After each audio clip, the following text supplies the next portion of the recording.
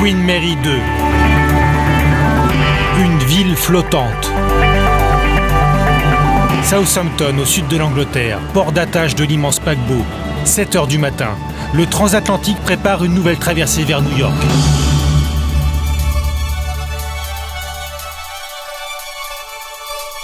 Moi je m'appelle Mickaël, je suis agent de voyage en Normandie et passionné par les paquebots depuis que je suis tout petit. Et je vais accompagner à bord du Queen Mary 2 un groupe d'une trentaine de personnes. Bonjour tout le monde. C'est pour moi une grosse responsabilité. Je m'appelle Barbara, je voyage avec mon mari et ma petite fille de 2 ans. On part pour une croisière de 6 jours en bateau sur l'Atlantique, Cherbourg, New York, au lieu de 6 heures en avion. Je suis impatiente de voir ce que ça va donner. Je m'appelle William et je suis professeur de physique des matériaux. Mon grand-père a émigré aux États-Unis dans les années 1900 et il a pris un bateau, un paquebot, vers la ville de New York City. J'aimerais prendre cette occasion pour montrer ce même chemin à mon fils Michael. À bord du Queen Mary, toujours amarré à Southampton, c'est le milieu de la matinée. Pierre Cloët est l'un des responsables de l'hôtellerie. Il vérifie la préparation des cabines, s'assure que le service est irréprochable. En début d'après-midi, les premiers passagers monteront à bord, mais pour le moment, rien n'est encore prêt pour les accueillir. Une centaine de valets et femmes de chambre s'affairent à préparer les 1310 cabines du paquebot. Cet ascenseur particulier conduit au pont numéro 10. C'est l'étage où sont situés quelques-uns des plus beaux appartements du transatlantique. Le pont des suites duplex, réservé 1 an à l'avance malgré leur prix, 60 000 € pour 2 personnes. Je vous présente Anil. C'est le majordome de l'une des suites les plus luxueuses du Queen Mary 2. Il est occupé à préparer la cabine, il a encore des choses à faire. Il porte une dernière attention aux détails. Bien, s'il vous plaît, veuillez me suivre au niveau supérieur. Il s'agit de l'étage où se trouvent principalement la chambre et la salle de bain supplémentaire. Par ici, il y a donc une grande salle de bain avec un jacuzzi. Depuis la baignoire, vous avez une belle vue sur l'extérieur. Beaucoup de clients apprécient ce cadre et nous proposons aussi des prestations spéciales pour le bain. Le majordome peut placer des pétales de rose, verser des sels de bain et des huiles essentielles. Cela fait partie du service de la suite et bien sûr, c'est très prisé. Par là, c'est le dressing, très spacieux. C'est important pour nos passagers qui restent 2 semaines ou plus. Ils doivent avoir de la place pour ranger tous leurs vêtements. Appartement à 60 000 € ou cabine standard à 6 000 € pour 2 personnes, le voyage est un forfait. 6 jours de traversée, repas inclus, 1 nuit à New York, retour en avion. Ben voilà, ici je suis en train de me changer. Je me mets en uniforme de cuisinier. Bien sûr, je suis le chef du Queen Mary 2. Maintenant, je vais aller vérifier le ravitaillement du bateau parce qu'il ne faut pas oublier, la transatlantique, c'est quand même un grand chargement de marchandises. Aujourd'hui, je dirais bien 220 tonnes de marchandises sur les fruits, les légumes, le poisson, la viande, etc. Maintenant, voilà, c'est ce que je fais. Alors, je vais tout d'abord maintenant aller dans mes cuisines et aller voir ce qui se passe. Voilà, ici, on est dans la poissonnerie. Voilà ce qui se passe ici. Vous regardez un peu autour de vous, vous verrez qu'il y a des sardines. Alors, les sardines sont pour le personnel. On les nourrit 4 fois par jour, le personnel. On a à peu près 1300 employés, il faut les nourrir aussi. Je vois qu'il y a du saumon. Le saumon est pour le Britannia Restaurant ce soir. Alors, je regarde bien sûr la portion. C'est correct, c'est entre 150 et 160 grammes. On rentre dans la boucherie. Alors, regardez. Bon, vous voyez, c'est ce qu'on appelle en américain la strip loin, et en français c'est de l'entrecôte. Vous voyez, la viande elle est en sous-vide, c'est une très belle viande, déjà parée plus ou moins. Tout ce qu'on a à faire c'est couper les entrecôtes. J'achète à peu près par croisière de 6 jours je dirais bien au moins 30 tonnes de viande pour 6 jours de croisière. Alors le roulement est énorme. Un peu plus loin, un poste de travail étonnant. Un sculpteur de glace prépare une pièce décorative pour un des restaurants du navire. Avant d'être marin, cet artiste était menuisier aux Philippines. Aujourd'hui, il est cuisinier, mais ses anciennes compétences sont très utiles. À Paris, Barbara Kaufmann achève de plier ses différentes tenues. Aide maman à faire la valise. Aide-moi à faire la valise. Elle embarque demain avec sa fille et son mari sur le transatlantique. Et elle non plus n'a pas acheté de tenue de soirée pour l'occasion.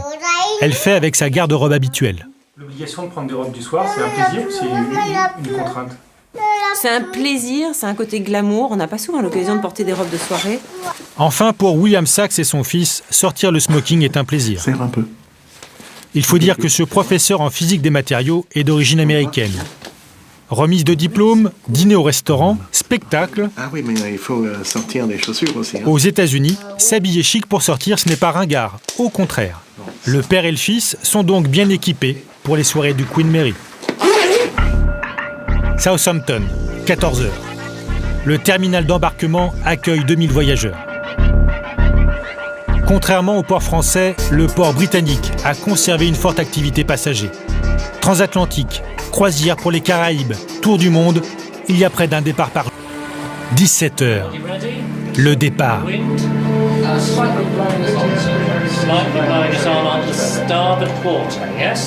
Le commandant Christopher Wells donne l'ordre de lever l'ancre. Sa passerelle est à 52 mètres de hauteur. C'est la plus haute du monde. Largage des amarres. Queen Mary quitte le quai. Ce petit joystick, c'est la barre du navire pour effectuer la manœuvre. Sous la coque du paquebot, 4 propulseurs. Chacun des moteurs pèse plus lourd qu'un 747. 2 d'entre eux sont capables de pivoter comme un gouvernail.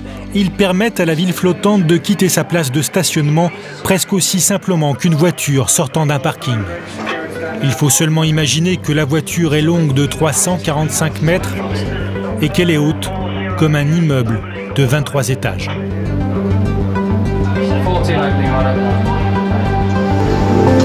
Le lendemain, 6 heures.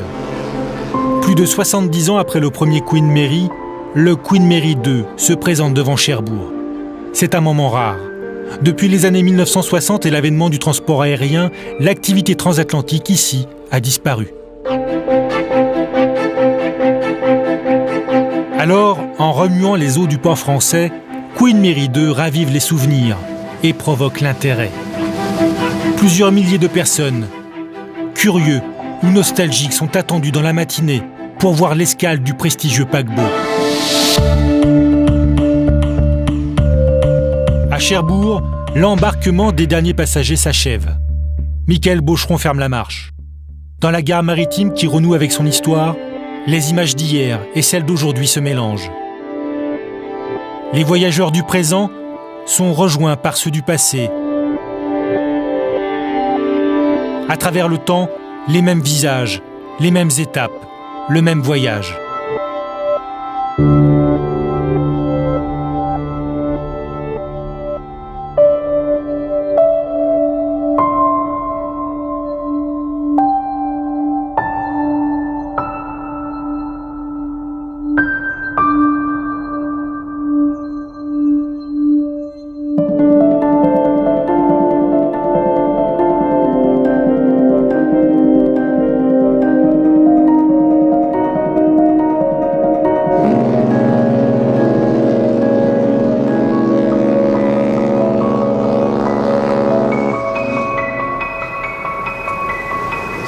Voilà, c'est au pont 8. Il est bientôt 17h. Queen Mary lève l'ancre.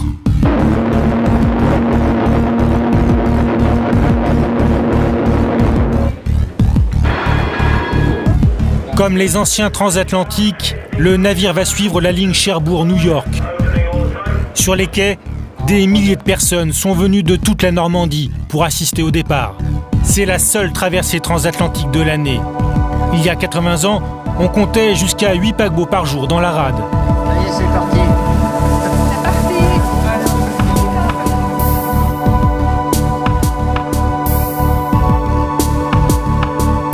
qui bat. Tout le monde est à bord, les passerelles sont remontées, les moteurs sont mis en route, nous sommes prêts à partir.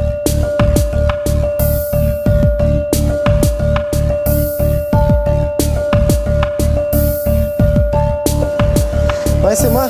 Adieu ou simplement au revoir, rêve d'immigrant ou désir de touriste, c'est le départ pour l'Amérique. Je dépasse le bras là. Après la cheminée. Queen Mary, le paquebot britannique quitte Cherbourg à destination de New York. C'est donc de France qu'il prend son élan vers l'Amérique. The giant liner Queen Mary prepares to make another routine voyage to New York. Bonjour mesdames et messieurs, ici c'est le commandant qui vous parle. Bienvenue sur notre traversée transatlantique, destination New York. Dernier adieu à la Terre.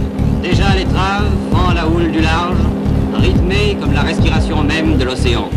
5 jours durant, on vivra dans cet univers en miniature qui va du gouvernail à la proue, du fond de la cale à la pomme des mâts, où toutes les opérations sont exécutées, tous les aléas prévus, tous les besoins satisfaits, tous les désirs comblés par les seuls moyens du bord.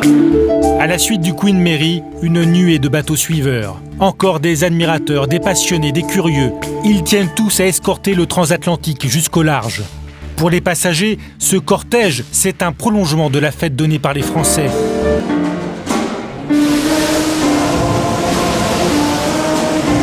À bord du Queen Mary 2, les passagers anglo-saxons ont déjà pris leur marque. Une chorale improvisée s'est formée dans le grand hall du navire. Elle sonorise le transatlantique.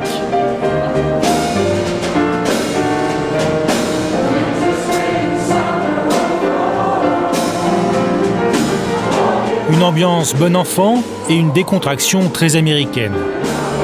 À ce moment-là, on comprend qu'à bord, la langue officielle, c'est l'anglais. D'ailleurs, pour le moment, les passagers français semblent avoir disparu. La chorale autour de l'escalier, ce n'est pas pour eux.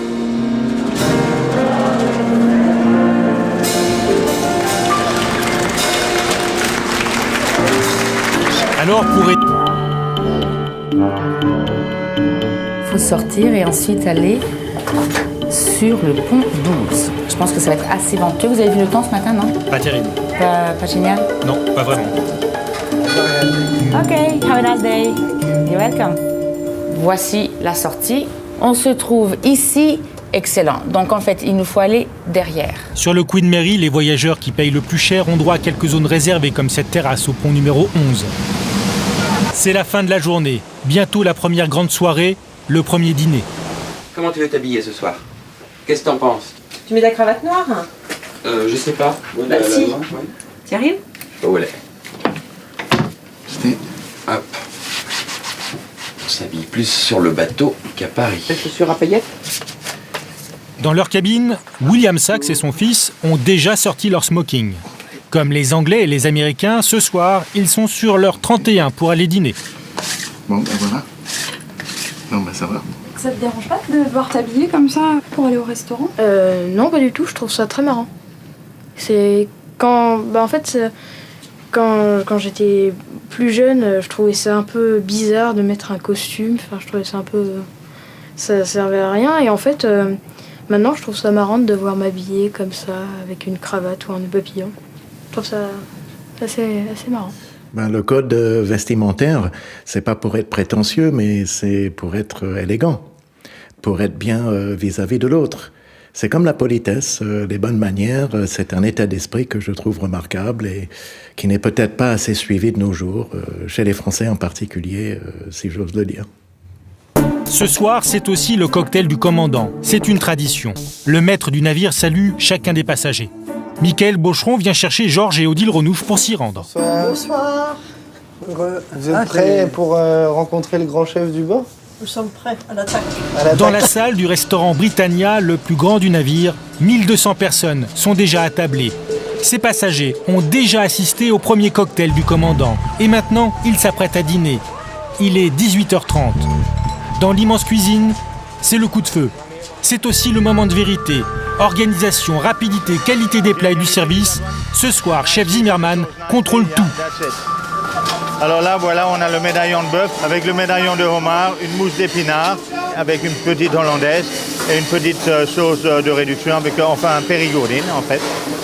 Voilà. Le commandant vient prendre place dans le grand restaurant. Comme les autres passagers, il vient apprécier la cuisine de Jean-Marie Zimmermann. Le cadre est grandiose, dans l'esprit du premier Queen Mary ou du Titanic, volontairement rétro. La tradition, le mythe, c'est ce que recherchent la plupart des voyageurs. Je vous sers un petit soupçon, voulez-vous passer au rouge?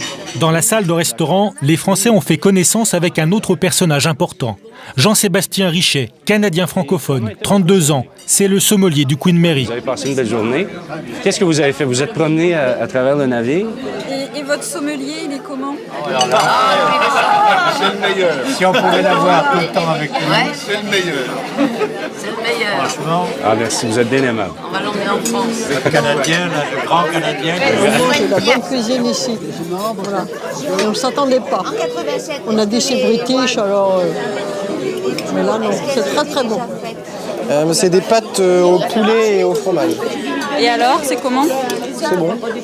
Comme tout ici, de toute façon. Hein. C'est un chef français, ça se sent quand même. Hein. Je pense que de toute façon, lorsqu'on fait cette traversée, il faut tout à fait aller au restaurant le soir. Il y a quelques personnes qui ne le font pas, mais je pense que c'est vraiment indispensable. Bonsoir, mesdames. Alors, dites-moi, ça a été jusqu'à présent? Oui, je vous ai pas fait de fausses promesses alors. Non. Ça va jusqu'à présent. Ben oui, on va continuer jusqu'à la fin de la croisière. Deuxième jour de voyage. Rien à l'horizon. Il y a quelques décennies, le navire aurait croisé d'autres paquebots sur la ligne transatlantique.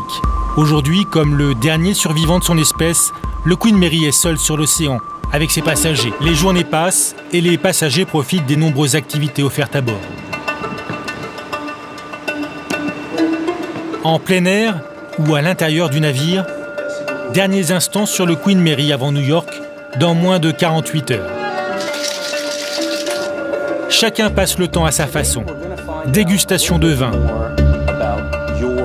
jeux de société, et puis tout rouillé comme conférences, ça, qui a toujours été super bien entretenu. Activités sportives pour les passagers et le personnel, comme Jean-Marie Zimmermann qui évacue le stress en boxant.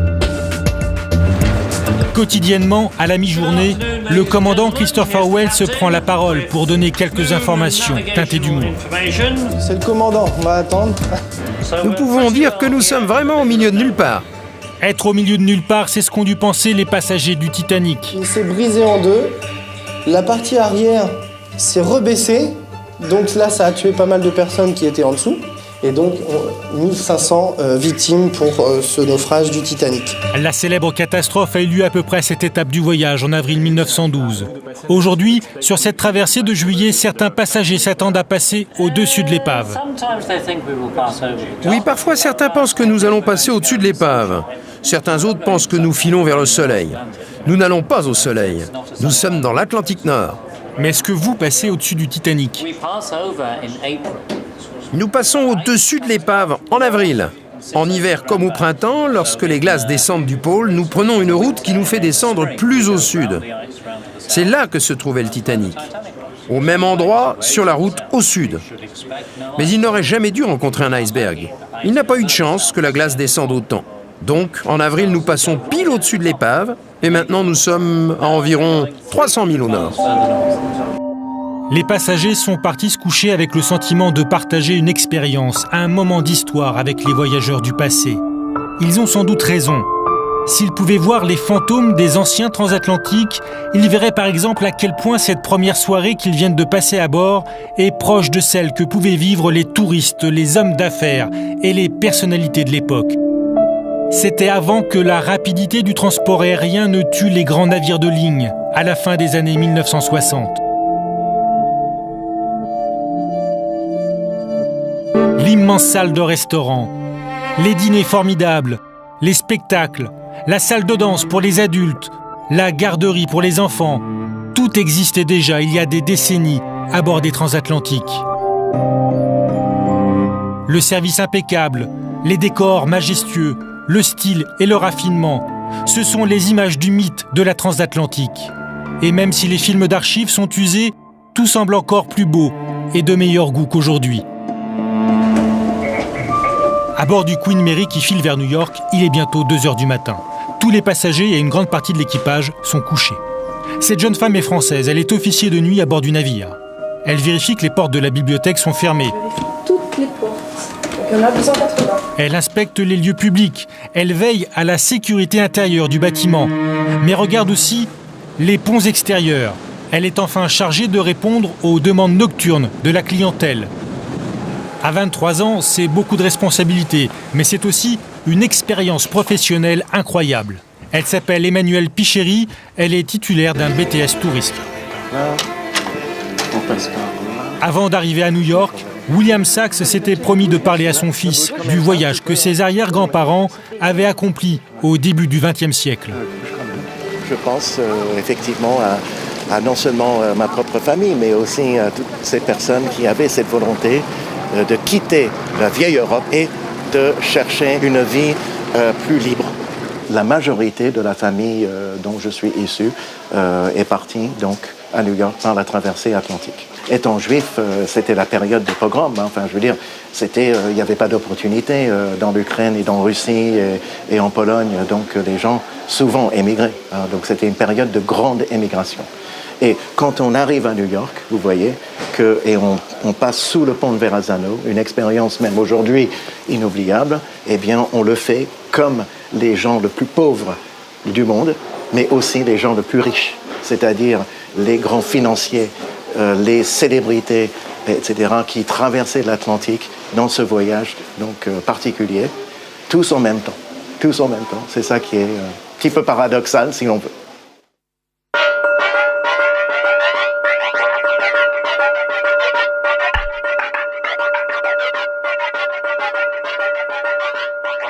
Dernière nuit, 5h du matin, Emmanuelle Picheri fait sa surveillance nocturne.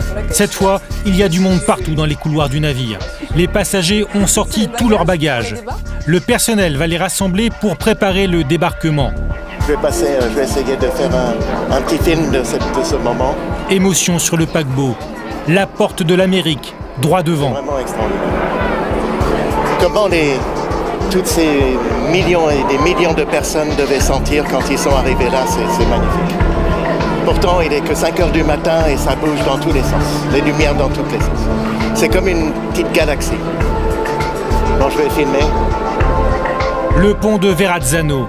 Il enjambe la baie de New York entre Brooklyn et Staten Island. Le haut des piles est à 210 mètres au-dessus des eaux.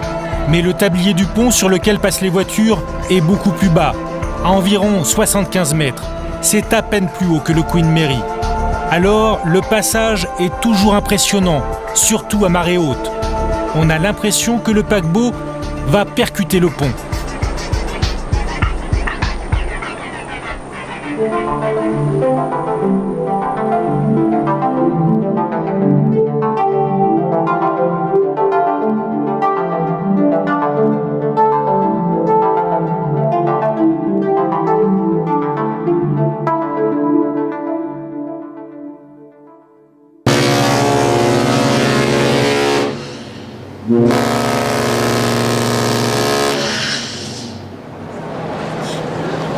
Il touche la cheminée? Non, c'est justement fait exprès. Ils n'ont pas fait la cheminée plus haute pour qu'ils puissent passer juste en dessous. Ça a été calculé pour. C'est magnifique. C'est vraiment assez extraordinaire. C'est le portail, effectivement, le portail des États-Unis, du Nouveau Monde. Et on peut dénigrer le rêve américain, mais le nombre de personnes qui ont réussi avec le rêve américain est quand même non négligeable. Hein. Depuis les attentats du 11 septembre 2001, le rêve américain est sous haute surveillance. Dès son entrée dans les eaux territoriales des États-Unis, le Queen Mary est suivi par des bateaux et des hélicoptères des gardes-côtes et de la police. Ce sont des opérations de contrôle, mais aussi de protection, car le transatlantique pourrait être la cible d'une attaque spectaculaire. Ils ont de la chance, ils ont une belle vue. Dernier repas à bord, hommage des passagers aux cuisiniers. Bientôt le chef inspectera un autre navire. Vous représentez ma cuisine. Vous devez vous assurer qu'elle est toujours de la même qualité, d'accord? Je vais m'absenter et je veux que vous tous, vous fassiez tout pour que le bateau reste à la hauteur de sa réputation.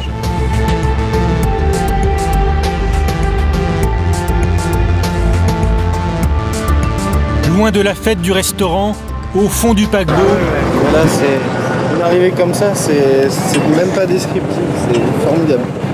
Génial. Qu'est-ce qui t'impressionne le plus? C'est amas de gratte-ciel, la statue, enfin tout ça, c'est formidable. Enfin, c'est comme ça que je l'imaginais, mais c'est comme dans les plus beaux rêves, quoi. C'est magnifique. C'est vraiment ça à faire.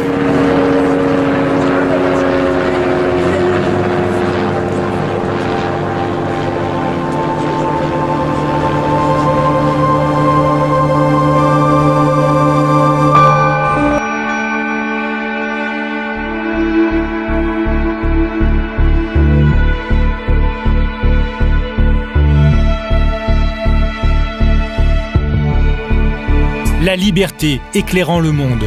Depuis 1886, elle accueille les hommes et les femmes qui arrivent par la mer à New York. Juifs d'Europe centrale, Italiens, Polonais, Irlandais, Arméniens, pour tous ceux qui fuyaient la misère ou les massacres, elle représentait la fin de l'oppression. Aujourd'hui, ce sont surtout des touristes qui arrivent au petit matin devant ce symbole américain et les buildings de Manhattan. 17h, le Queen Mary est prêt à appareiller pour l'Europe. Cette fois, il ira jusqu'à Hambourg, en Allemagne. En 2012, un autre liner, le Queen Elizabeth, sillonnera l'Atlantique avec lui. D'ici là, il reste bien le seul représentant de son espèce.